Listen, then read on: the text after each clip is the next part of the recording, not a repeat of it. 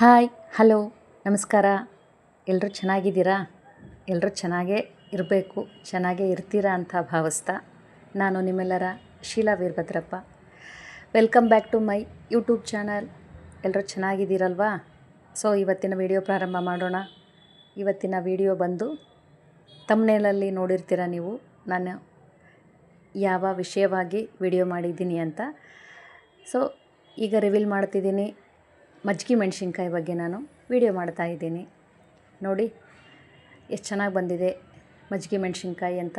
ಈ ಬೇಸಿಗೆ ಕಾಲದಲ್ಲಿ ಮಜ್ಜಿಗೆ ಮೆಣಸಿನ್ಕಾಯಿ, ಹಪ್ಪಳ, ಸಂಡಿಗೆ, ಸಾಂಬಾರು ಪೌಡ್ರು ಈ ರೀತಿ ಎಲ್ಲರೂ ಮಾಡೇ ತಿರ್ತೀರ. ಸೊ ಯಾರು ಯಾವ್ಯಾವ ರೀತಿ ಮಾಡಿರ್ತೀರ ಅಥವಾ ಒಂಚೂರು ಬದಲಾವಣೆ ಇರುತ್ತೆ, ಒಂದೊಂದು ಕಡೆ ಒಂದೊಂದು ರೀತಿ ಮಜ್ಜಿಗೆ ಮೆಣಸಿನ್ಕಾಯಿ ಎಲ್ಲ ಮಾಡ್ತಿರ್ತಾರೆ. ಹಾಗಾಗಿ ನಾನು ಯಾವ ರೀತಿ ಮಾಡಿದ್ದೀನಿ ಅಂತ ತೋರಿಸ್ತೀನಿ.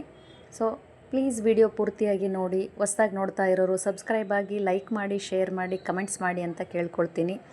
ಈ ಮಜ್ಜಿಗೆ ಮೆಣಸಿನ್ಕಾಯಿನ ಕಟ್ಟಿನ ಸಾರು ಅಂದರೆ ಹೋಳ್ಗೆ ಸಾರು ಅಂತೀರಿ, ಕೆಲವೊಬ್ಬರು ಒಬ್ಬಟ್ಟು ಸಾರು ಅಂತೀರಿ, ನಮ್ಮ ಕಡೆ ಕಟ್ಟಿನ ಸಾರು ಅಂತ ನಾವು ಕರಿತೀವಿ.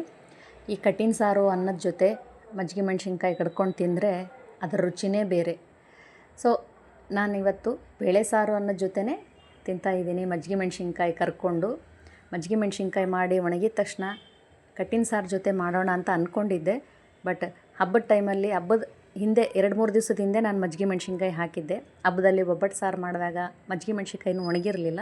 ಸೊ ಇವಾಗ ನಾನು ನಿಮ್ಮೆಲ್ಲರಿಗೂ ಕರೆದು ತೋರಿಸ್ತಾ ಇದ್ದೀನಿ. ಈಗ ಶುರು ಮಾಡ್ತೀನಿ.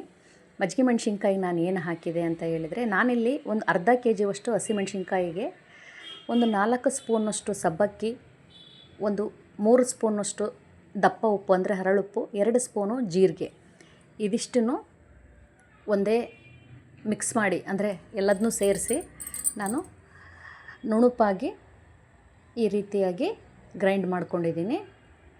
ಆಮೇಲೆ ಇದಕ್ಕೆ ನಾನು ಇಲ್ಲಿ ಗಟ್ಟಿ ಮೊಸರು ಸೇರಿಸ್ತಾ ಇದ್ದೀನಿ.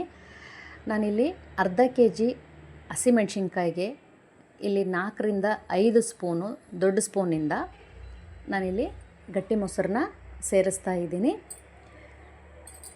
1 kgಗೆ ಬೇಕಂದರೆ ನೀವು 5-6 ಸ್ಪೂನ್ ಗಟ್ಟಿ ಮೊಸರು ಹಾಕಬೇಕಾಗುತ್ತೆ. ಸ್ವಲ್ಪ ಸಬ್ಬಕ್ಕಿ, ಉಪ್ಪು, ಜೀರಿಗೆನೂ ಜಾಸ್ತಿ ಹಾಕಬೇಕಾಗುತ್ತೆ.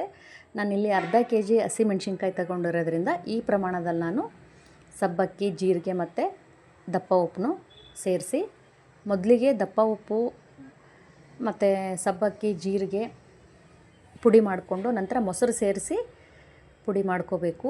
ಈ ಇಂಗ್ರೀಡಿಯೆಂಟ್ ಮಾತ್ರ ಮರಿಬೇಡಿ. ಈಗ ಹಾಕ್ತಾಯಿದ್ದೀನಲ್ಲ, ಅದೇನೆಂದರೆ ಇಂಗು ಹಾಕಿಬಿಟ್ರೆ ಏನು ಫ್ಲೇವರ್ ಕೊಡ್ತೈತಿ ಗೊತ್ತಾ? ಭಾಳ ರುಚಿಯಾಗುತ್ತೆ. ಹಿಂಗೆ ಹಾಕಿ ನೋಡಿ ನೀವು.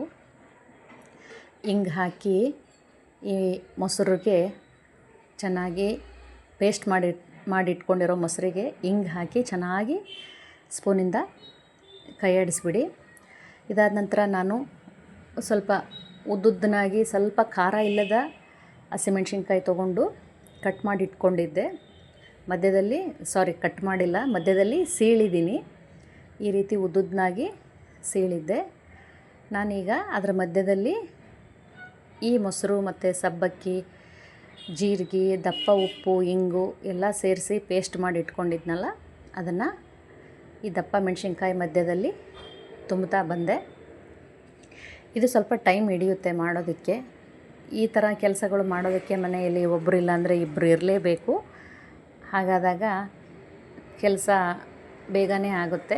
ಒಬ್ಬಳೇ ಇರೋದರಿಂದ ನಾನು ಸ್ವಲ್ಪ ಟೈಮ್ ಹಿಡೀತು. ಆದರೂ ಏನು ಮಾಡೋದು, ಮಾಡ್ಕೋಬೇಕು. ಸಮ್ಮರ್ ಟೈಮಲ್ಲಿ ಏನೇನು ಮಾಡಬೇಕು ಅವನ್ನೆಲ್ಲ ಮಾಡಬೇಕು. ಹಾಗಾಗಿ ನಾನು ಬೆಳಗಿಂದ ಸ್ವಲ್ಪ ಬೇಗ ಎದ್ದು ಕೆಲಸ ಎಲ್ಲ ಮುಗಿಸ್ಕೊಂಡು, ಆದರೆ ನಾನಿಲ್ಲಿ ಜಾಸ್ತಿನೇ ಮೆಣಸಿನ್ಕಾಯಿ ತರಿಸಿದ್ದೆ. ಸ್ವಲ್ಪ ನಾನು ಹಾಕೋದು ಲೇಟ್ ಮಾಡಿರೋದ್ರಿಂದ ಮೆಣಸಿನ್ಕಾಯಿ ಸ್ವಲ್ಪ ಹಣ್ಣಾಗಿದ್ವು, ಅಂದರೆ ಕೆಂಪು ಕಲರ್ಗೆ ತಿರುಗಿದ್ವು, ಸ್ವಲ್ಪ ಹಾಳಾಗಿದ್ವು ಕೂಡ. ಹಾಗಾಗಿ ಅರ್ಧ kg ಮೆಣಸಿನ್ಕಾಯಿ ಅಷ್ಟೇ ನನಗೆ ಸಿಕ್ಕವು.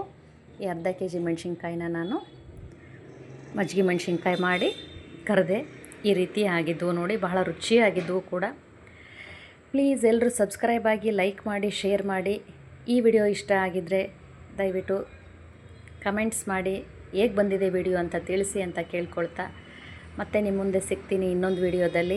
ಧನ್ಯವಾದಗಳು. ನನ್ನ ಎಲ್ಲ ಯೂಟ್ಯೂಬ್ ವೀಕ್ಷಕರಿಗೆ ಮತ್ತೊಮ್ಮೆ ಮಗದೊಮ್ಮೆ ಥ್ಯಾಂಕ್ ಯು ಹೇಳ್ತಾ, ಧನ್ಯವಾದಗಳನ್ನೂ ತಿಳಿಸ್ತಾ, ನನ್ನ ವಿಡಿಯೋ ಹೆಚ್ಚು ಮಾಡೋದಕ್ಕೆ ಪ್ರೋತ್ಸಾಹ ಮಾಡಿ ಅಂತಲೂ ಕೇಳ್ಕೊಳ್ತೀನಿ. Thank you everyone. ಬಾಯ್.